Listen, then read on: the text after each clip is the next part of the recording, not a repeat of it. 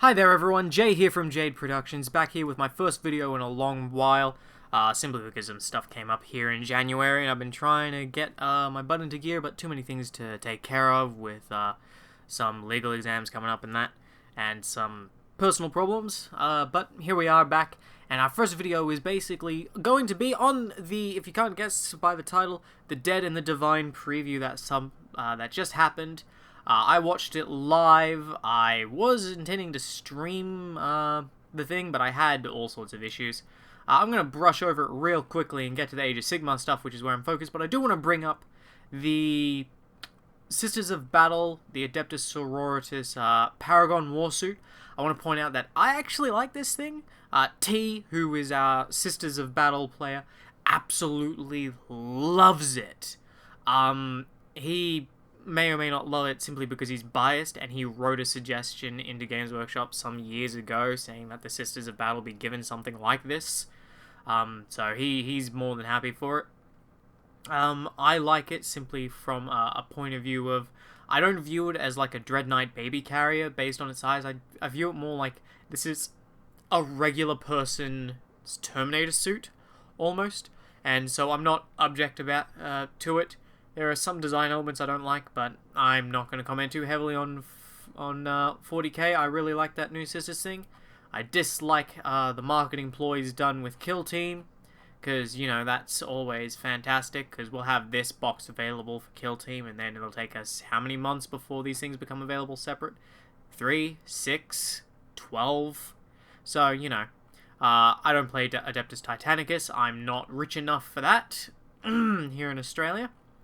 And then, here we are, the Lumineth. So, this was the Age of Sigmar announcements. I was quite disappointed, I'll say, and a little infuriated. Simply because, especially during the stream, they definitely danced around the whole Soulblight Gravelords. They danced around that quite heavily with, oh, vampires might be coming. It's like, everyone here in the chat wants Soulblight Gravelords. Just tell us what just give us the vampires. You shouldn't have broken up the release of the Lumineth into these two books. It's obvious reading that the Lumineth book, it's been written with rules in mind for new models. It's kind of aggravating to have this kind of release schedule, and now you have to, Lumineth players have to buy two separate books to have the entirety of all the war scrolls for their armies together, which is exactly the opposite of what everyone in this hobby wants. A little more forethought of planning should have gone into this, but apparently not. And the thing is, these models would have been in development for years, and they're given the time lapse between the release of the first wave of Lumineth and these ones. The development cycle could have stood by and said, no, we'll release it all as one, or yes, we know these things are coming in the pipes, that they're almost done. We'll put their rules for them in the book, and then they will release, you know, 6 to 12 months later, because we're Games Workshop, we're already pricks anyway, and no one expects a decent release schedule from us anyway when it comes to Age of Sigmar. So, there is that. But, enough of me being salty and having a slight rant on that. Before I delve into the video and the things that we see, we do see that there is the Harukin... no, this is called Severeth, Lord of the Seventh Winds. I really like it. I expect it to break from its base exceedingly easy, but at the same time, it's really cool. Kind of another Eidolon sort of avatar of the winds. It's got the arrows, just ranged lord. I really love ranged attacks. The Lumineth really needs something right now that isn't just a battle tactic that involves just shelling things with arrows, but hey, what do you know? Here's an arrow lord. Now, in terms of the video and breaking it down, and things we can see inside of it, overall, when we look inside, we can see that they're all about channeling the elements. We look at the shadows. The first shadow we can see in the thing is very much the new Commander Lord that they've displayed and they've shown off previously. So there's that. So that's our first one. And they showed it off. I forget his name, but he's going to be a melee lord. Something that we desperately need. Something a good bearer for something like the perfect blade, and just a generic commander for the Venari in general. The next thing we see, it looks like a wizard of description. They've got kind of a staff, kind of a helmet. I get a very earthy vibe from them. So another support character. Support characters are always useful in general. So there is that. There's not too much we can tell from this particular one. Simply, just unfortunately. We can make out in it that they've got their headdress, they've got their scarf, or robes. This one's a little less clear in terms of it. We do get a next one, which appears to be, we've got some, looks to be a banner bearer, so I'm guessing some sort of Venari banner bearer, with a really, really large banner there, and a sword. Another support character, just to give that extra, utility to an army that is sorely lacking in model count, and has made up for it so far with incredibly powerful rules that, while limiting in their playstyle, typically perform okay. So this will open up some new things, I'm hoping. I'm not sure what kind of things a banner might give for them. Extra bravery. There's certainly not an army that needs extra ways to hit. We then get another one, which appears to be, depending on how you look at it, it kind of looks like an archer, but I believe this is like a war machine, harkening back to the good old elven bolt throwers, and we're only seeing some of it within the shade. If you look at it, you can see the structure of it a little bit, and the guy manning it doesn't appear to be like fully ready to bow at it. It looks more like it's part of a construct. If you look a little further into where it goes, I reckon that is 100% a war machine. Like a new version of the elven bolt thrower, which is, something that people will love. The next one is one of the more interesting ones. It's a little hard to make out what it exactly looks like, but I'm willing to guess that it's another kind of elemental styled thing. As we look at it, it kind of looks like someone is leaping off another person, and they've got a glaive and a series of something around it. Headdress. I get a very Buddhist Zen monk sort of style. Maybe a named character or another kind of support character. Again, it looks like it's leaping off something, and I can't exactly tell what it is, whether or not that's another person or anything at this stage. So can't really say too much on it. So then we've got finally the next one, which is I think what everyone expected from the beginning. Some elves with some crazy headdresses, which harken back to the Swordsmen of Hoeth, because, that's an iconic elven unit. Elves with giant blades, elves with giant dueling great swords, as the pinnacle of elite infantry.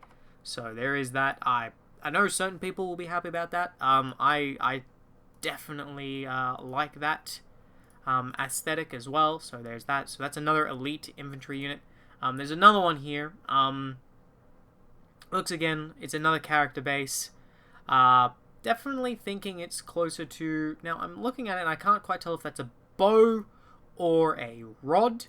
But there's the potential that it's either a bow character or another wizard. I'm willing to bet it's a wizardy kind of character, first and foremost. And then we do see, finally, an image which looks like probably a non-named character version of Severeth, like an alternate build, because you can see the distinction between them. There's differences. This one's in a slightly different pose. The bow is elevated. The arrow isn't encapsulated by that wind and fire. It's got a higher chin. It's lacking the quiver on the back. I'll make sure to compare these in the thing. So we've got it there. So that's pretty much to be expected because they love their multi-build kits.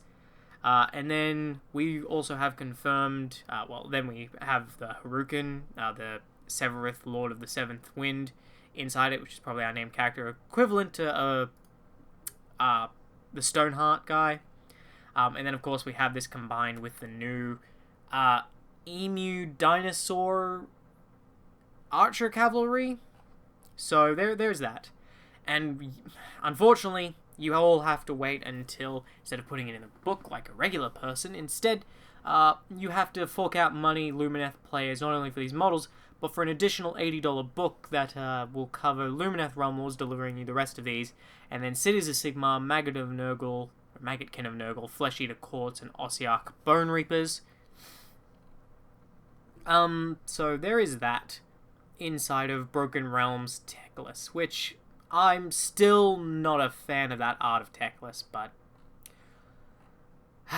anyway. For the things like they mention here that the War Scroll battalions will be the major thing. They don't talk about any major changes for these factions, so I'm not surprised on that.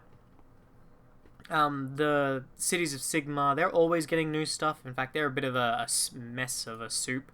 Maggotkin of Nurgle, they could use a bit of love as an early edition one. Flesh Eater Courts, I do find issue with some of their War Scroll battalions, so if they do put some new War Scroll battalions in there, that could be interesting and open up a couple of new options for them. Some of their options are a bit limiting when it comes to the War Scroll battalions, and they're an army that, unfortunately, they just don't release new models for, they just release new rules for, which makes them an interesting thing to play, but do they need new stuff? Probably not, but at the same time, to help keep them in the game as they get on in age, I mean, they're not the most powerful thing, but they're still a fantastically good army. I still rate them pretty high tier. With the, unless you're going against a shooting army, you've got a pretty good high chance. They're pretty nice with the Feeding Frenzy and their hyper-aggressiveness. The Ossiarch Bone Reapers, an army that's been up and down in terms of what everyone thinks about them. All of a sudden, everyone thinks they're overpowered, and they are, and then all of a sudden they get nerfed. Everyone thinks they're underpowered, and they're not. Instead, they're actually just in the upper middle tier. So Ossiarch Bone Reapers, what could they possibly give them that they don't already have? I have no idea. Perhaps an army playstyle that doesn't put your opponent to sleep. But there is that. But then, of course, the thing that T was most excited for when I told him about it was the new Daughters of Cain Battletome. Looks like, on the bright side, after they release these Broken Realms things, they are putting together some new revised versions of some Battletomes. So this was one that technically, the original Sisters of Battle Battletome was written for 2nd edition but came out in 1st edition. So it hasn't super aged well with a lot of the advanced mechanics that have come along this way, and it didn't have all of the things that 2nd edition had in it, despite being written for it. But it was still hyperly competitive. Daughters of Cain are still a fantastic army, even with their old rules. And now, with the Broken Realms Marathi, that's going to be blended into this book, along with some new endless spells, which just look fantastic. So, like, the Blood Viper, I'm in love with. The swords, not so much, but the heart, yes. In fact, I consider maybe getting some of these for my Eldar to do a bit of converting with. I wasn't actually initially sold on the artwork for the Daughters of Cain, but after looking at it for longer than 30 seconds, I realized, actually that's really good art, I quite like that. So, that's Daughters of Cain coming out, which was fantastic news. What really pissed me off was that we got an announcement and we got to see the really cool Warhammer Underworlds Crimson Court stuff with a bunch of different vampires that just look absolutely phenomenal. But they still refuse to give us any confirmation that the Grave Lords are a thing. They've given us that one sample image from the potato can, which was, nice that they gave that to us. They typically don't always do that. I was surprised that they did. But I would have preferred if, they actually talked about it and said, yes, this is a real thing, this is an army. When are we getting it? Well, not anytime soon. Okay, can we see anything else from it? Okay. That would have been nice. I wanted vampires out of this so bad, because I want them for my Death Army. And Underworlds, on the bright side, these are some nice character pieces. And then Warhammer Quest, which actually really kind of surprised me, again, with the vampire theme. Got the Witch Hunter and that Grave guy. Maybe that'll have some hints for things we'll see for the Soulblight Gravelords. But overall, the models look ecstatic as they do with the Warhammer quest series. We did Blackstone Fortress, me and T and several other people together. I haven't finished it yet, but we own just about every expansion for it, and T's played it somewhat religiously with others. I was unfortunately separated due to COVID, so if this Warhammer quest looks pretty good, I'm hoping to get into it. But overall, that's my initial opinions. That's everything that you've missed. That's everything of note. Overall, there's some slight annoyance on how they're managing their releases these days. I get COVID is a thing. I'm fully aware of it, and the problem is it's not an excuse completely, because many of these things are planned out and coordinated 12 to 18 months ahead of time, and it reeks of mismanagement sometimes, and I do particularly hate some of their business practices, particularly with the boxes, and at the same time, come on, would it have killed you to have, done a proper Lumineth release? This is kind of shoddy, but I guess it's to be expected. The 9th edition has been a kind of a shit show in terms of releases to begin with anyway, and is a rant I will hold in for another day. But that's it for the preview. Let me know what your thoughts were on everything in the preview, what your thoughts on some of the new Lumineth models that are shaded out might be, anything else that you think about. I don't want to hear about the Sisters of Battle thing, because I've got one side yelling at me that they love it, another side saying that it looks like a baby carrier, just shrunk down, and the honest answer is, it's both, but hey, the Sisters of Battle need new cool stuff, and does it fit with the aesthetic? Kind of, not really, sure, but I love robots, I love AdMech, so I'm sold on it. But, again, mostly here for Age of Sigmar. The new Lumineth stuff is definitely selling me. I might actually just get a full-on army of them. I'm excited to see what else they release. And Daughters of Cain are getting a new Battletome. This does also mean that I will have to redo 2 videos of mine in the future, which will certainly be very fun, having to redo 2 entire videos on that, since those take a lot of effort to produce. Okay, I've been Jay from Jade Productions.